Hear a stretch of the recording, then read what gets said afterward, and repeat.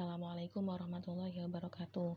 Nama saya Siti Mabrurah Aliyah, NIM 2020 0960 11792. Di sini akan menjelaskan pengertian makiyah dan madaniyah.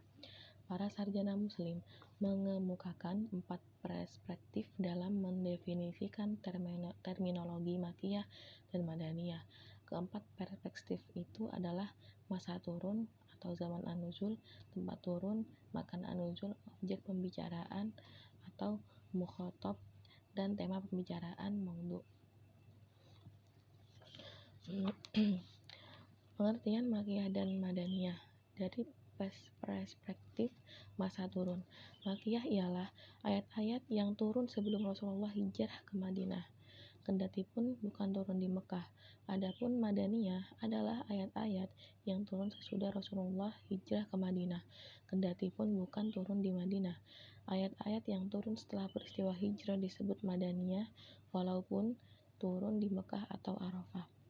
Dari perspektif tempat turun, makiyah ialah ayat-ayat yang turun di Mekah dan sekitarnya seperti Mina, Arafah, dan Hudaybiyah. Adapun madaniyah adalah ayat-ayat yang turun di Madinah dan sekitarnya seperti Uhud, Quba, dan Sul'a. Dari perspektif objek pembicaraan, makiyah adalah ayat-ayat yang menjadi kitab bagi orang-orang Mekah, sedangkan madaniyah adalah ayat-ayat yang menjadi khitab bagi orang-orang Madinah. Cara-cara mengetahui makiyah dan madaniyah. 1. Pendekatan transisi atau periwayatan. 2. Pendekatan analogi atau qiyas. Ciri-ciri spesifik makiyah dan madaniyah. Makiyah diantaranya yaitu 1. Di dalamnya terdapat ayat sajadah. Yang kedua, ayat-ayatnya dimulai dengan kata kalla. Yang ketiga, dimulai dengan ungkapan ya ayyuhan nas. Yang keempat, ayat-ayatnya mengandung tema kisah para nabi dan umat-umat terdahulu.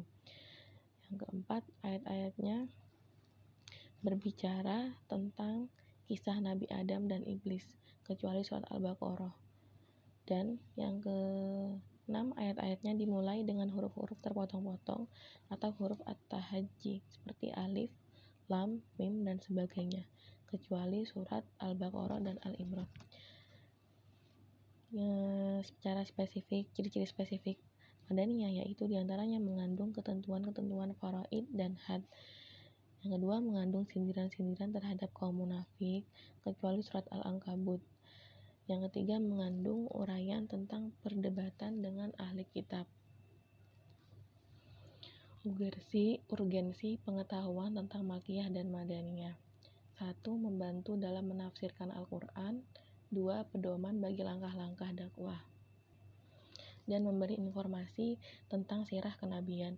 Penahapan turunnya wahyu seiring dengan perjalanan dakwah Nabi, baik di Mekah atau di Madinah, dimulai sejak diturunkannya wahyu pertama sampai diturunkannya wahyu terakhir.